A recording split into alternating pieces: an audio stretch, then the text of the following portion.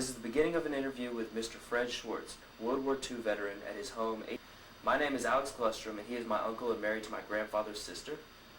Uncle Freddie, could you state for the recording your full name, what branch of the military you served in, what was your rank, and where did you serve?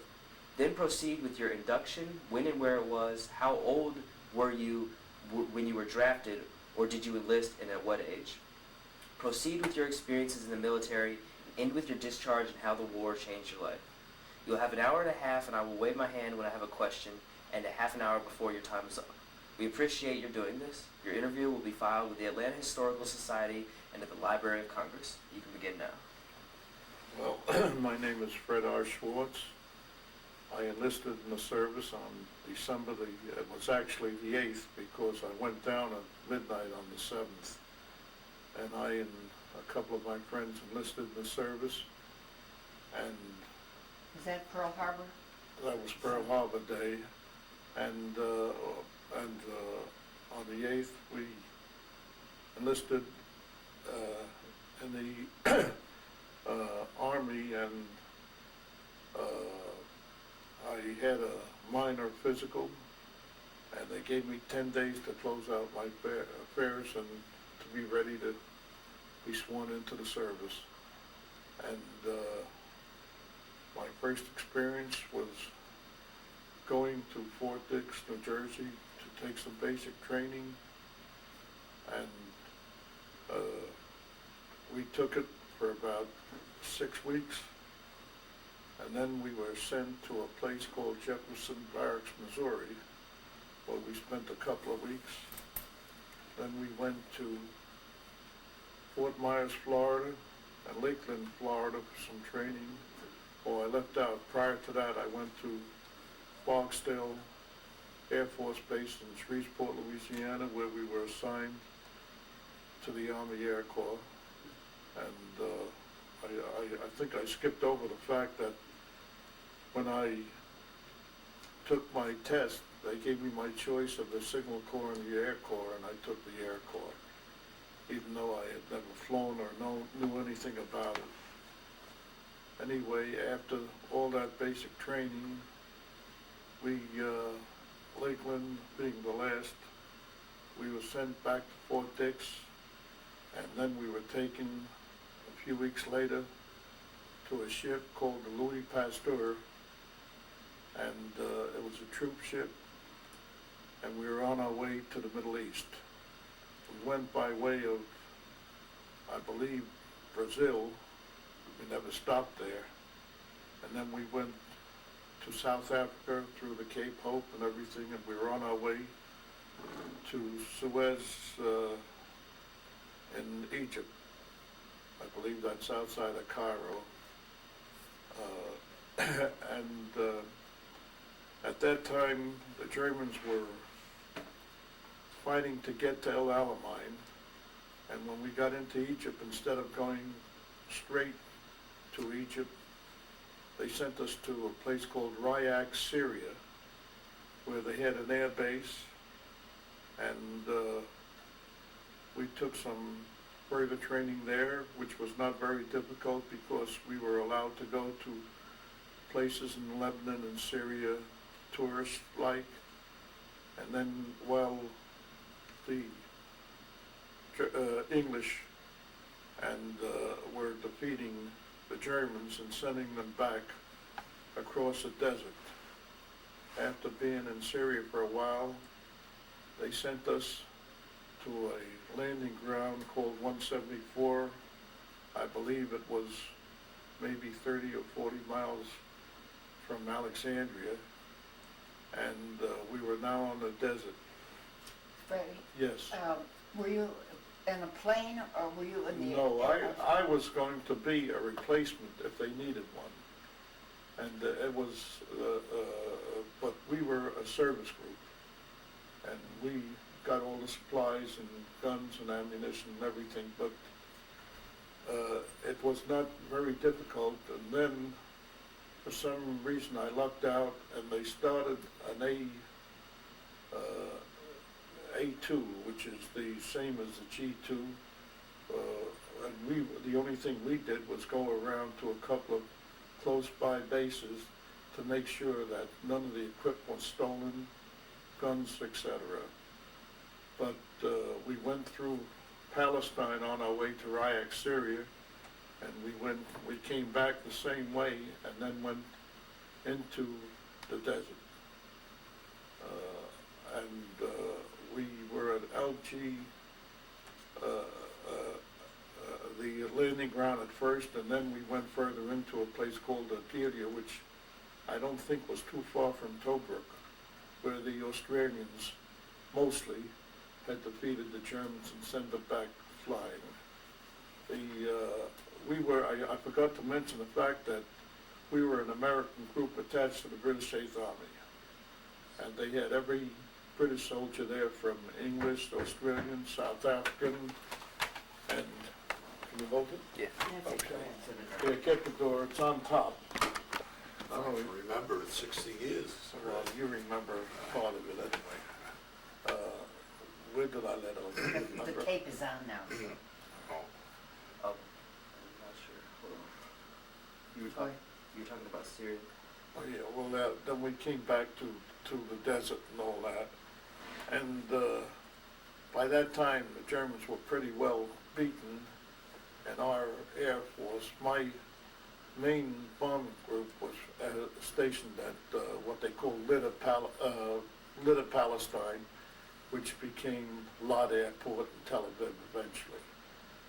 And that was the bomb group, we were the service group, and for some reason, I had a higher GCT, I guess, than some of the other fellas, and they were supposed to send me A higher what? GCT test, that's the general classification test, how intelligent you are. I don't think I'm that intelligent, I was lucky. So it's kind of like the equivalent to the SAT now? Yeah, Or- sure. Anyway, and I was the first one to be sent back to go to OCS. A fellow by the name of Aubrey Farrar was the first one to be sent back to cadet school because he was supposed to, he knew airplanes and he had flown airplanes. And they didn't make field commissions in those days. Anyway, they sent me to the cadet school and they sent him to the Air Corps, which was just the opposite of what they were supposed to do, and that's what our orders read when we came into Miami in the 3rd and 6th Street Airport. So I was sent to National Army Air Center, where I met Sylvia, my wife, and I stayed there, and it must have taken every bit of 4 months or 5 months to get the papers straightened out. By that time, my major really didn't want me to go to OCS unless I really wanted to, because every time they broke in somebody to work in the office, they went overseas. They sent them overseas. And if you were overseas, you didn't have to go back unless you volunteered. Well, I have to tell you that I may sound kind of foolish, but I kept volunteering to go back overseas because my brother was missing in action at that time. And Johnny Glustrom used to look for my brother. I remember that. Anyway, when they finally found him, and Sylvia pleaded with me not to go to OCS and stay in Nashville, I did, and eventually, after about 8 months, we were married. From there, I was sent, they closed up the base, so I was sent to Lock 1 Army Air Base in Columbus. And from there, I was sent to Wright Field, where we were working on parts catalogs for airplanes. And from Wright Field, I was sent all this here over a period of years. From Wright Field, I was sent to a base in Pittsburgh, Massachusetts. I can't remember the name of it. where I was finally discharged from it. I was in the service for exactly 4 years. I was only overseas about 8 months, at the most. So the war was still going on when you? No, I was okay. discharged when the war was over, because the war was 4 years long, and I served the 4 years. My brother, who was in the frontline infantry like Abbott was in only about 2 years, and he was pretty badly wounded. He had some pretty horrendous experience. Oh, yeah, he had, he was wounded once, and he was fixed up. It wasn't a serious wound, evidently, and then they sent him back to the front lines. And the second time, they were under the fire in the hedgerows, and he went through all those big battles. I believe, I don't remember whether he said Bastogne or Saint-Lô, but it was one of those two I know. Saint-Lô, and that's where he was wounded and shell-shocked the second time. Wasn't he the only one in his foxholes that survived? Two, only two of them. One boy from Chicago, which ended off with a plate in his head, and my brother. They And woke this, up and to find that all were dead. for the company, or the squadron, I don't know which, squad, not squadron. In the Air Corps, it's squadron, and the ground forces, it's squad.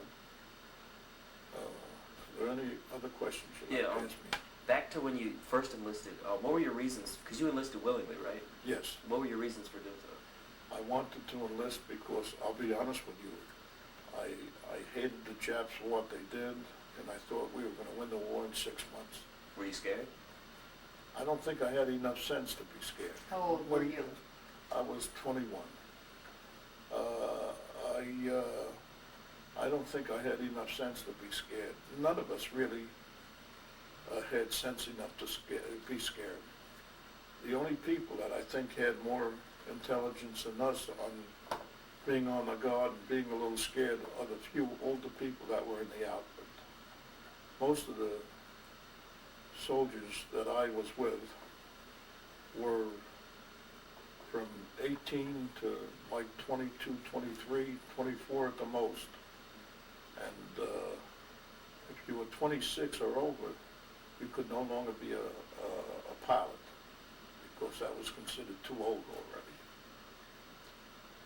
But can you ask me another question?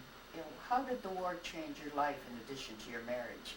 Oh, Because he wouldn't have met his wife no, I if there never hadn't would have. been the war. I never would have met my wife if it hadn't been for the war. I don't know, I think I thought I was pretty grown up when I went into the service, but I know that when I came out, I was much, much more grown up.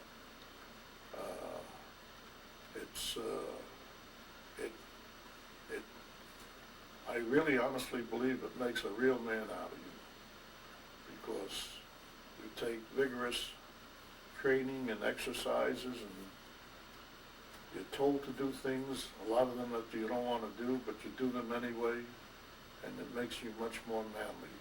You faced death. Well, I didn't. Well, you may have faced death. I didn't face death, but I could have faced death, That's because if the Germans had broken through, we all would have faced death.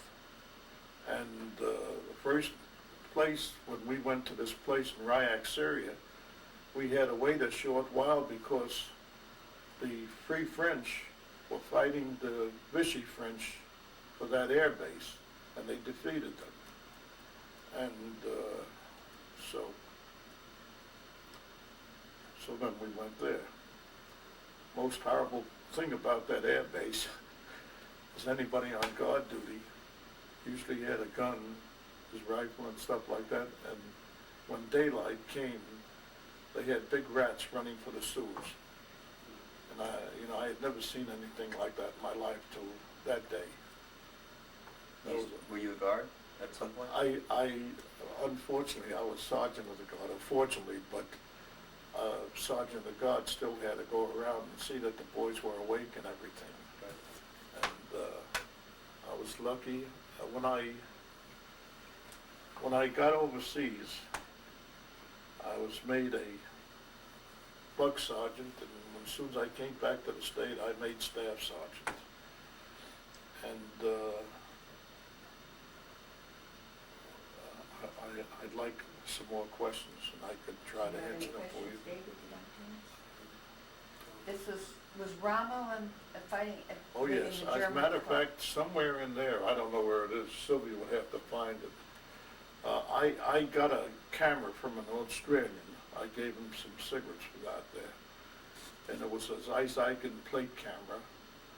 And in it was a picture of Rommel drinking a victory toast to his, and there's a book out, there are several books out that show that same picture. And so it's very unusual, and the picture is a little torn, but it's still there. And Do you remember where you were at Pearl Harbor? when, I guess I was managing a theater. I was the youngest manager in the chain New York. in New York. It was the Granada Theater on Church Avenue in Brooklyn, New York. And when it happened, they announced it. We stopped the show, and we announced it from the sound system. And almost everybody walked out of the show at that time. I think we all And- lived through that period. Yeah. And remember every minute of that time after. I was at a cocktail party in graduate school. It was a state of shock. It was a terrible state of shock. I didn't think, we used to look at the Japanese as not having any brains, I don't think, because they had the cheapest toys and the cheapest products there were. Today, they make among the best. Well, I worked with the wounded, and those that came back from the Pacific. We hated the European soldiers hated the Germans, but nothing with the intensity of the, that we felt about the Japanese. Let me That just they see. felt about the Japanese. So what happened to your brother finally? My brother was sent from one hospital to another, and that's why my brother-in-law confined him in France, and then finally to England, and then finally to the States. And he got well. They couldn't take the shrapnel in his back out because they were near some vital organs, and I think you have the same thing, don't you?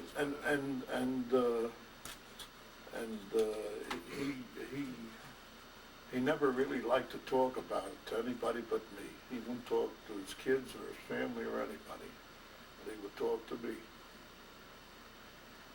And another question? Should I repeat this part for him? Well, do we have another tape? I can put in another tape, or we could just let it go off the same way. Okay, you want to be interviewed now? Yeah, it'll be all right. The only thing I want to add is I did mention that I was in the 9th Air Force, and eventually when they went across the desert, finished crossing the desert and going through That Africa, David tape, this one. they went over to England and became part of the 8th Air Force, which was the bombers that kept bombing Germany and France and all the other places that they had to go to. That's all I want to say. Thanks a lot for the interview. Okay, you